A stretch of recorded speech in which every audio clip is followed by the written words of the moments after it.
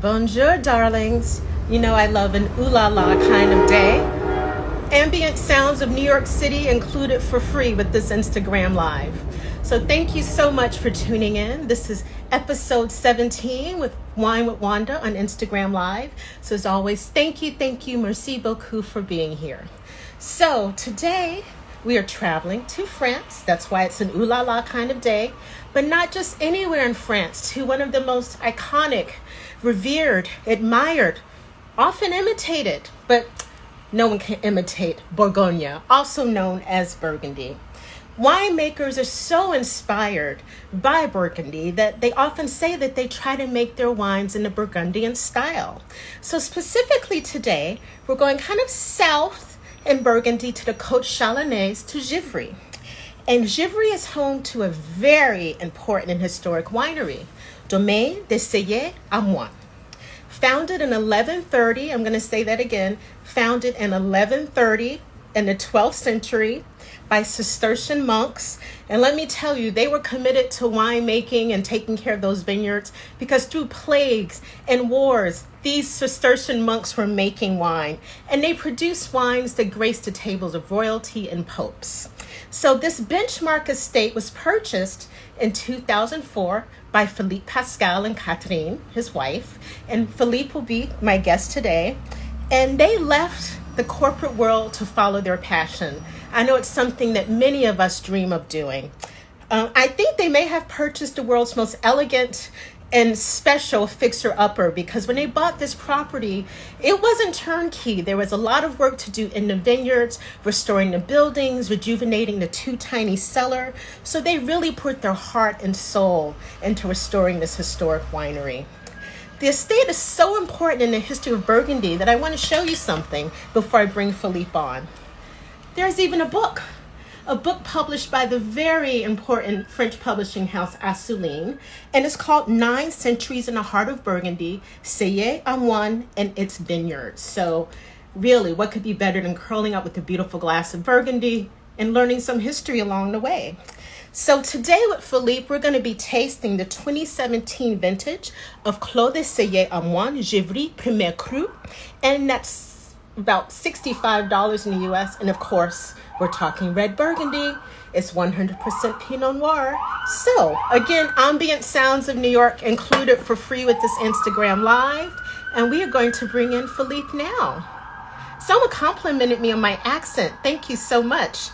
Nothing makes me more nervous than speaking French in public. So here we go. Let's see if we can add Philippe. Instagram magic. Okay. I hope everyone is doing well. I see a lot of Burgundy fans. Ah, Hello. bonjour. Hello, Wanda. How are you? I can't see you. Your face You have is to cut go off. down. I have to. Okay, here I am. Here I am with Margot, my daughter, who just came from Brooklyn today. Really? Yes. Not today, but a couple of days. Wow, nice to meet you, Margot. Nice That's to meet always you, been one of Wanda. my favorite names. I think in an alternate life, I would be a Margot. Oh, I love that name. thank you so much. I would like to be a Wanda. Ah! So here we don't hear the police cars, but we can hear the wind from Burgundy because it's a bit windy. Although we wanted to be outside to have that chat with you. Yes, So well, I thank hope you so much. You don't hear too much the wind. It's okay. No, the wind is fine. And, this is like peak hour. I live on a very busy street in Manhattan. So I can't promise what we may hear. Music, sirens. We're used to it. Okay. So we are so happy to be invited to join you in those difficult times. We really appreciate the opportunity. No, and we hope you're doing so fine. Yes, and I hope you're doing well also. I know it's a very challenging time to maintain a winery as well because of COVID. Yes and no, because confinement for a farmer is okay, because we spend most of our time outside working in the vineyard. So I would say that this year we probably spend even more time in the vineyard. So I can say that the vines are absolutely beautiful this year, even more beautiful than usual. Oh, wonderful. Obviously, we don't travel. We don't have meetings. We do those kind of virtual tasting online.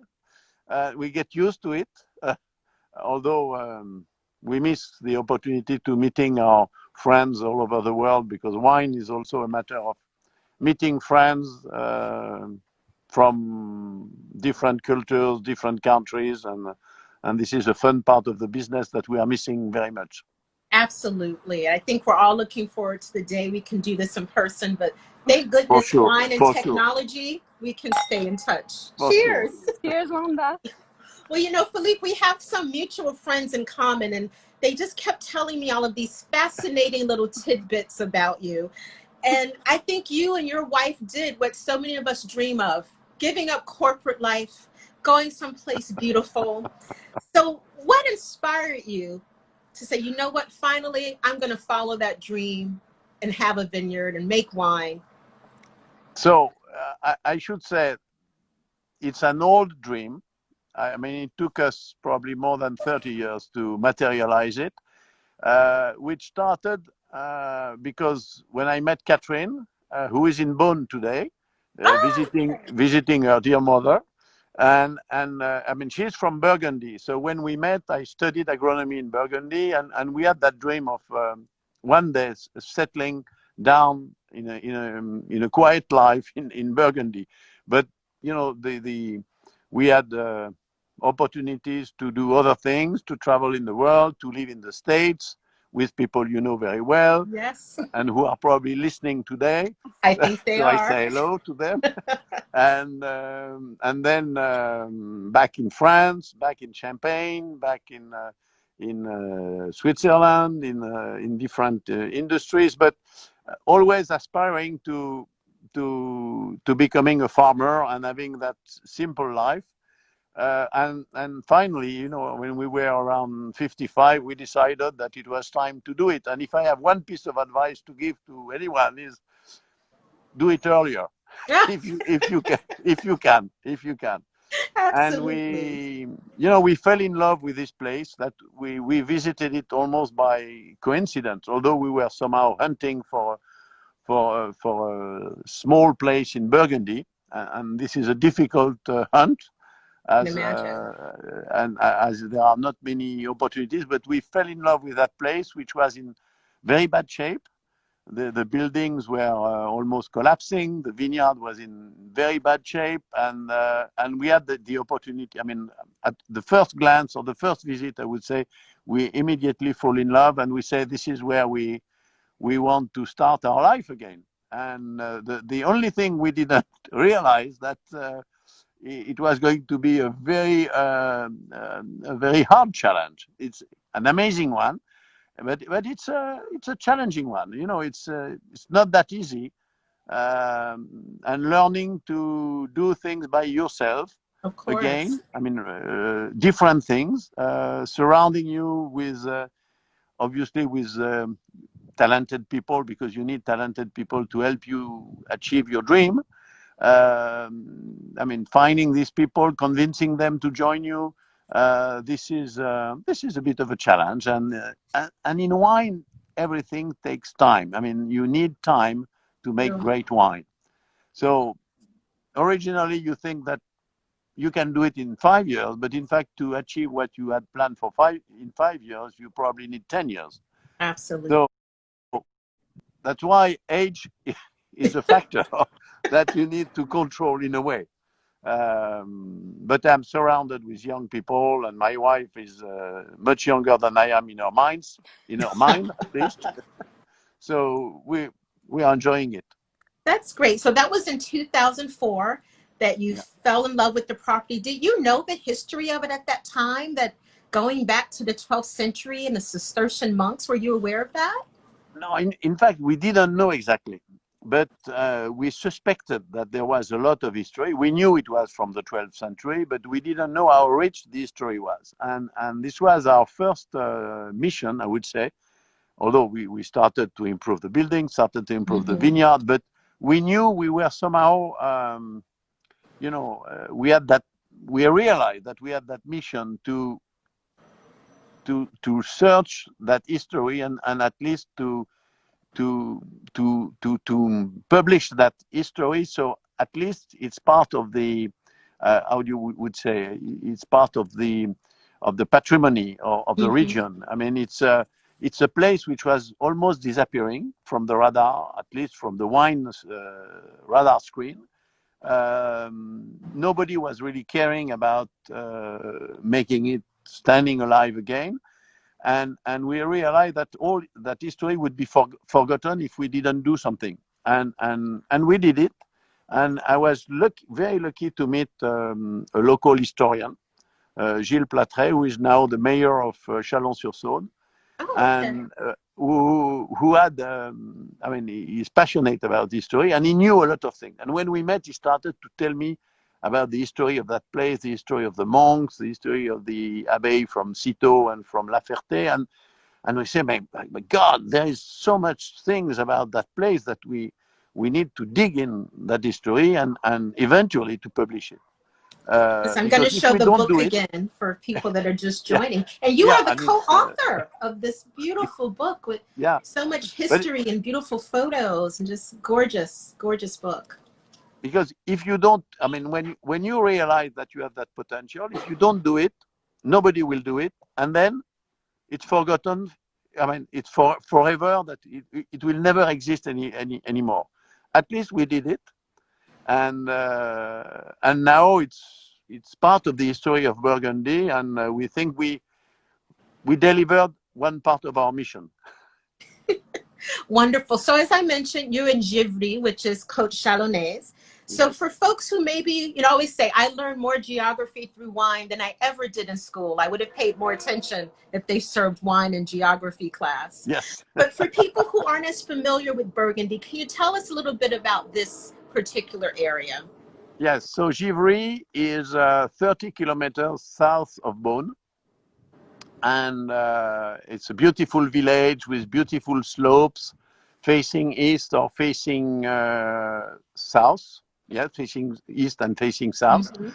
And there are around 50 producers and producing mostly red wine. And Givry is part of the Côte Chalonnaise, which is a kind of, I would say, underrated part of Burgundy.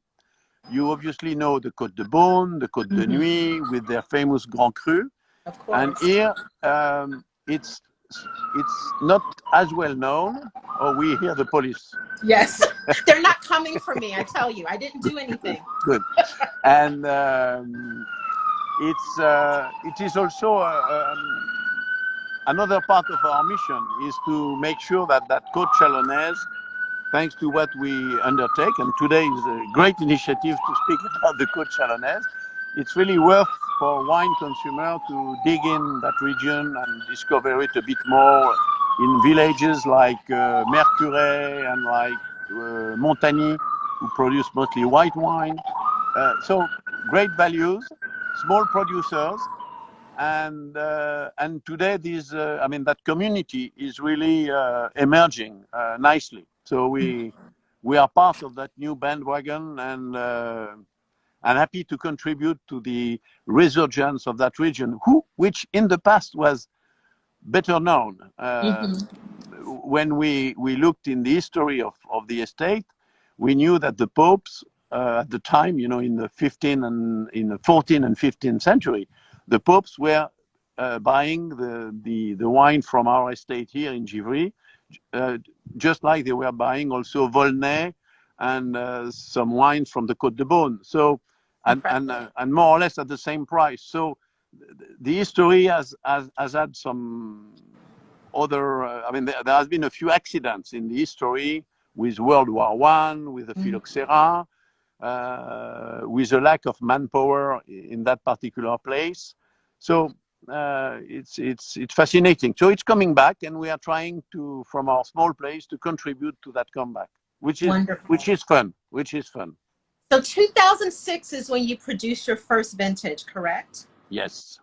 So what have you learned since then, and what changes have you made along the way to where we are now? Ah, that's a terrible question. uh, you know, in wine, you keep learning. I mean, you need to keep learning. Of course. And I always have great admiration for wine professionals who, until the end of their professional life, keep learning. Those who say, you know, I know what I do and what I do is the best, are rather boring. I think so. Every year we learn. Every year we improve on a number of things. Every year we learn the terroir, because the key, you know, the soil is a great book to research in. And the soil, the terroir, every year will give you a new learning, and you will understand better your vines, because the soil will not tell you everything the first years.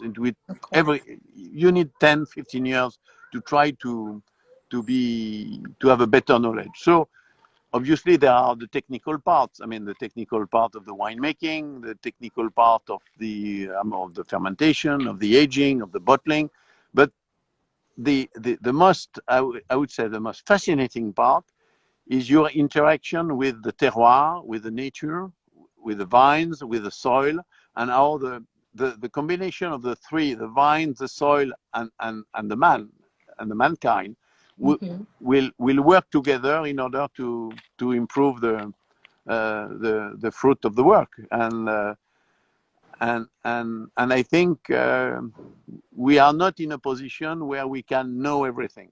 Of course. We are in a position where we can learn every year. Great. So maybe it's not the right answer. No, it's perfect. It's a very good answer. So let's talk a bit about the terroir. You know, Burgundy and Pinot Noir, match made in heaven. So what is it about your terroir? Let's focus on you, because I think everyone watching knows. If you love Pinot Noir, okay, Burgundy's the place to be. But tell us a little bit about your soil, what makes it so conducive for Pinot Noir. That these soils have been discovered, have been identified by the monks almost 9 centuries ago. So again, we are not the one who have discovered anything. We are just inheriting a long-lasting history. But the monks were the first one to scout the right terroir, the right slope, the right coteau, as we say, surrounding them with small wall of stone. That's why we call them the clos. And they were picking this soil because they realized that they were the right combination between clay and stones. And I'm going to show you something, speaking about terroir. Oh, great. I don't know if you can see it. This is what we find. This is what we find on our vineyards. Oh, it's a fossil kind of. Fossil. Yes. So, you know, what makes Burgundy so special is that all these slopes around us, and maybe with the phone we can do a 360 degrees thing after. Those slopes were under the water, under the ocean, and you had a lot of sediments for millennials, sediments of shells and living animals, which were caught in those sediments, making the soil very special. And then when the Alps surged from the ground, the river Saône went down, and then the slopes on the other bank of the river emerged, and those are those slopes which were under the water, full of those sediments. And this is the action of time and sun and erosion on those slopes of sediment, which have made those unique terroirs. So, I'm just showing you one thing which makes the terroir so special. And what are we? Who are we to say that we invented anything? I mean, you know, the terroir in Burgundy is so special, and this is one of the answers. So, no, it's a very good answer. So, how many hectares of vineyards do you have on the estate? We have 10, a little bit less than 10 hectares. Okay. and we have 5 hectares of Clos du Cellier aux Moines, which is that Premier Cru surrounding that old So the bottle, cellier, that's the this, right? bottle that you see. Mm-hmm. And the vineyards are surrounding the building that you're seeing in the background. I'm curious, in addition to fossils, did you find any other treasures left behind from the monks? No, you mean no dead bodies? No, No a skeletons? really old bottle of wine, I don't know. No, old bottle of wine, no. No, because the monks were, by the way, it's an interesting question. The monks were selling the wine bulk. You know, at the time, there was no bottling by the monasteries. They were selling bulk and shipping in big barrels to, for instance, to the popes in Avignon at the time. So, okay. and the red wines that the monks were making at the time was sold young, very young. Today we are selling the 2017, Mm-hmm. but at the time they were selling 6 months after the harvest. The wine was sold, so it was vin primeur, and also in terms of color, it was not as red as today. Okay. The extraction was much lighter, and it was almost like a claret. You know the claret in Yes. Bordeaux, but Mm-hmm. we had in Burgundy, we had those claret wine sold the bulk at the time by the monks. Great. So let's get into the 2017. What can you tell us about the vintage? For everyone just tuning in, this is the 2017. I'm going to let you pronounce it in your beautiful, perfect French accent. So let's tell everyone again what we're drinking. So we are drinking the Clos du Cellier aux Moines, Givry First Growth, Okay. Premier Cru, First Growth, 2017. Perfect. It was, so for us, 2017, it was our second organic vintage because we started organic in 2016. Oh, okay. Yeah.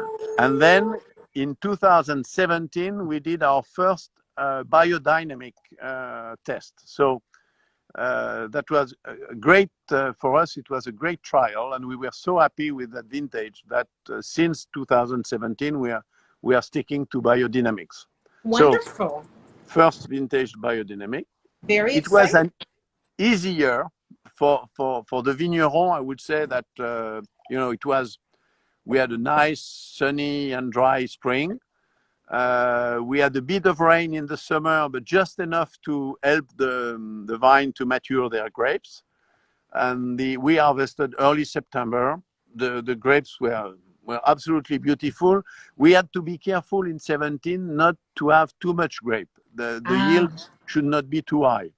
But we always have rather low yield, so it was not an issue. But that was one of the danger in 2017, that the yield would be too high. For Pinot Noir, you need that concentration that only reasonably small yield can give you. And what's the age of the vines? The age of the vines? So, age of the vines are we have two kind of we have some old vines from the 70s. But we have a number of, we replanted a lot since we bought the estate because some of the old vines were of poor quality, producing big Pinot with high, big grapes, big berries, high yield, and the maturation was not perfect. So we replaced them by small Pinot, small berries, which are giving lower yields and much finer fruit. Wonderful. So the age, sometimes we say, oh, this is great, old vines, but old vines from the 70s sometimes were not the best selection because in these years, remember, sometimes people were looking for high yield, big quantity, and we are not so focused on quality as we are today. That's true. Well, I'm ready to taste now. The nose is captivating. Really vibrant and fresh, and that color is quite rich. So the what's interesting, it's not filtered, so it's unfiltered. That's why I would not say it's not cloudy, but no, not cloudy, but it's not cloudy, but it's not filtered. So people may use sometimes to very bright colors in red. And I think it's a pity sometimes to filter the red wine because you put so much care in the quality of the grape, in the fermentation, in the extraction, in the aging, than then somehow undressing the wine by filtering it is a pity, I would say. Yes, I It's a like point that. of view. It's a That's point a of view. great way to describe it, Oh, undressing the wine. I'm going to have to borrow that. oh, feel free. So, yeah, I mean, you get a lot of fruit Lots of on the fruit. first nose. Oh, someone wants to see the bottle again. We have, okay, I'm showing the bottle again. Someone made a request. So this And is the I'm showing you the bottle 2017. again. Yes. In the Double US, it's bottle. available for around $65. So there we go. So I would say wild, you get some wild cherry, raspberry, a bit of spice also, which, That's oh, New right. York hey, City. hey, they agree. They agree. Yeah, that's a cab driver, and he does Yes. agree.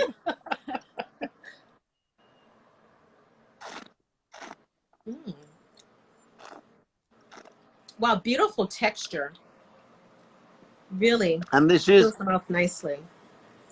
this is a challenge where to get the intensity and then to have that texture that you mentioned, which is very soft, very velvety. So there is no, I mean, no roughness in the tannins. And this is where the winemaking of Pinot Noir is very tricky and delicate. Get the right extraction, but not get the tannins, but not get the roughness of the tannins.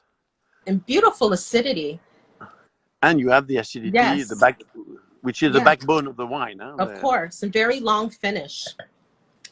Little touch of spice at the end there. Nice mineral component. I like this because, you know, it's interesting. Sometimes with my friends here who don't have a lot of experience with Burgundy, and let's say they've only been drinking California Cab, sometimes they feel a little overwhelmed when it's too delicate and too austere. But this has a bit of oomph to it, but still very elegant and Yeah, graceful, but it has some pizzazz, let's say. It's really quite pizzazz. appealing. The you, yeah, as you mentioned, that acidity is a bit the backbone of the wine because it helps the wine to give you a long finish, and also importantly, it's going to help the wine to age. That Exactly. acidity and capturing the right balance between the acidity, the tannins, and the maturity is the trick you have to play at every vintage. So every day we taste the grapes to figure out should we harvest or not harvest. So in the Clos du Cellier aux Moines, we will, although it's one parcel of 5 hectares, as a matter of fact, it's more like 6 different parcels, Okay. like 6 different babies, and we will take care of them independently. One day we'll harvest one, then we'll wait for 2 days, then we'll wait for another and then we'll harvest them within 10 days. But taking care of each baby differently, fermentation, different fermentation for each plot, Okay. aging for aging each plot in different barrels, and then blending at the end only the barrels which we think deserve to be blended as a Premier Cru. It's called what we call the parcellaire, the parcellaire process, where we work plot by plot. Like it's a bit of a haute couture in winemaking. Great. So not every plot will make the cut each vintage. So out of the Exactly. six, And not every barrel. And not not every every barrel. barrel. Interesting. You know, I was watching a video, beautiful video produced, I think, by your importer. And you were saying, you know, science is important, but really at the end of the day, that intuition of going out and tasting the grapes and touching and feeling them. And it is kind of like children. You can read all the books you want, but at some True. point, right, Margot? I agree. I agree. Yeah, you're damn right. You're damn right. Yeah. So let's talk And about sometimes it's not ageability. enough. Sometimes it's not enough. You know, ageability is always tricky because, as you know, so many of us, especially, you know, I live in a small Manhattan apartment. I don't have a wine cellar. So Yes. I can't keep many bottles of wine for decades. So I Yeah. think a wine like this, clearly beautiful now, but I'm very intrigued because I can see that ageability and where it will go in the future. So what do you say, 10 years, 20, 30? No, I Who would not. knows? First, we release our wine when we think that they are perfectly drinkable. Mm-hmm. That's why we are just selling the 17 right now, and other may already sell the 18, and some other maybe in a rush to sell the 19. So we wait until the wine is ready, and then obviously we want a wine able to age. Now, is it 10 years, 15 years? We don't make wine to build collections. We Of make wine course. so people can enjoy it and have pleasure. And if they want to keep it 20 years, every year we are keeping on the side some wine to see what they will taste like in 20 years. But this is not the purpose. We are not. We are making wine to be enjoyed. However, we are waiting a bit before selling them to make sure they are approaching not their peak, but that they are presentable. Yes, this is very enjoyable and drinkable. Full drinking experience now. I wouldn't Good. say it's We just lacking in need anything. something to eat with it. No? And I was going to ask you, what's your favorite thing to pair with your beautiful wine? The great thing with Pinot Noir, and especially when you have that balance between tannins and acidity and maturity, is that you can really associate it with many different things. So obviously from a beautiful rack of lamb, or there are great burgers as well. Huh? Yep. Yes, we should Nothing admit wrong that with the there are great great burger. burgers as well. My Margot is making great burgers, I should say, Nice. in Brooklyn. But also I enjoy it with grilled fish. It's a Beautiful Pinot Noir, salmon. Mm-hmm. a Givry with a grilled fish is great. A fish salad. A fish salad, yes. No, And Speak now, up, Margot. Let's see you. I now, don't get any credit. It's okay. now, obviously, we had it with oysters. Now, I would rather go with a white Burgundy and a Yeah. Chardonnay with oysters than a Pinot Noir. But no, the great thing about Pinot Noir, especially with soft tannins, that you can enjoy it with a lot of things. But yeah, a New York ribeye steak would be great. Oh, lovely. You're talking my talk. Do you Uh, have any Chardonnay planted? yes, we have some Chardonnay because we have also vineyards planted with Chardonnay in Montagny, Oh, okay. in Mercurey, in Centenay, in Chassagne-Montrachet, and in Puligny-Montrachet. Ah, très bien, très bien. Voilà. So next time we can talk about Puligny or Montagny if you wish. Absolutely. No, or next time you come to Burgundy. Yeah. I would love to. I've never been, so I would love No. to. Shh. Oh. I hope no one's No, listening. no one. No one is- I hope. I'm not sure. But this will be my first stop. Will be to you. That's a promise. We are waiting for you. We So- have been here for 9 centuries, so we can wait for 9 months. What's a little more time? And we hope that you'll be able to travel soon. By the way, I because hope this is so. such a terrible world. It is. It's been hard. I get to Europe usually a minimum 4 to 5 times a year. So to not travel is tricky. And the other thing we hope is that the U.S. Administration is not going to increase the tariffs on imports. I know. No, I agree. This is the last thing we need right now. Because this would be terrible for everyone. Absolutely, for the be U.S. wine devastating. trade, for the U.S. consumer, for the European and the French winemakers. But it's a bit silly. But anyway, this is not the purpose No, of the it's so talk, I true. guess. Well, I always like to ask my guests, I think for all of us who work in wine, it's so beautiful. It's full of beautiful flavors and people and places. But like anything, there are things that annoy us. So are there any trends or misconceptions that people have that you would just love to address right now? Just to get it off your chest and say, listen.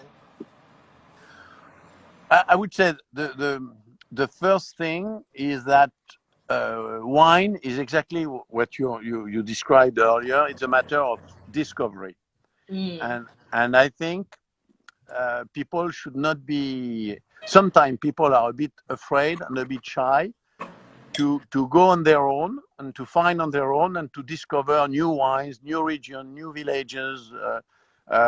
When in fact, because if they may decide only by the books, and by the books they would be, running after the iconic wines that everyone have read about, of course, which have been rated and rated and rated. Fine. I mean, these wines deserve to be discovered. I mean, deserve to be tasted, but they have not been discovered. I mean, so I think wine is a matter of personal search, and people should not be shy and should go their own way. And sometimes I have friends bringing me a bottle of wine coming from another village, another region, and it's always fun to discover. Don't be shy, and don't be. I mean, you don't need to be educated to appreciate wine. that is true. Listen to your feelings, listen to your sense, listen to your palate, listen to your friend, but don't. I mean, it's not complicated. Wine is not complicated. Wine is a matter of pleasure, and don't make it more complicated than it is. Amen to that. I like that. We producers sometimes tend to make it too complicated. Yes, and the media as well sometimes. And the other thing, just speaking of Burgundy, people always associate Burgundy like, oh, too expensive. But Burgundy is not a monolith, as we mentioned. It's, it's different regions. You have Beaune, Côte d'Ivoire, Côte Chalonnaise. $65 for Burgundy that's with so much history, beautifully made, organic. Yeah. I mean, it's quite a bargain in terms of Burgundy. It's very accessible. So for people who've been scared of Burgundy because they think, oh, I need hundreds of dollars to even get started, that's not true. You can start. Yeah. Here. Yeah. That's a good, I can't argue with you, Wanda. I agree with you. That's a very good point. I'll use you. I'll quote you. I will quote you. Well, thank you so much. Always, I love the wine, really. I have 2 more tastings, webinars, but I think this is the wine I'm going to be having with dinner tonight because it's really captivating and beautiful. Great. Oh, Thank you. Thank you for having you with us. Do you want to see around? Not 2 Of seconds. course, sure. In 2 seconds, we'll show you. Yes, I'll show you the setup we had. It's very old school. I taped my phone around a log, literally, to make this call. But I'll try to be gentle so the Wi-Fi connection doesn't break. Perfect. I just want to make sure you can see the vineyard. Is it still working? Oh, wow. Yeah, it's working. Yeah, we are. Margot is carrying the log, which is carrying the phone, and which is carrying also the little portable router. So you see the. Oh, okay. I don't know if you see the view on the vineyards. I do. It's stunning. And if we do the 360, so you see the Clos du Cellier aux Moines. Okay. Here. So we are looking at the east. So the Clos du Cellier aux Moines is facing south. And then you have the old building built by the monks. Wow, stunning! And then you have the monk. Oh. So he's still there. He's still here. We are still there. The monk and one of his daughter. That's an interesting story. That monk got a little rowdy. Yeah. Well, I'm going to show the bottle again. Clos du Cellier aux Moines. Perfect. And I'm going to learn French one of these days. I've been trying for decades. No, don't worry. No, you're Keep great. Your accent. It's. Here it would do wonders. Thank you. But merci beaucoup. Merci, Wanda. Magnifique. Thank you for having us. Stay safe. Yeah, you too. And travel soon. Absolutely. Okay. Merci. Au revoir, Wanda. Au revoir. Ciao. Ciao.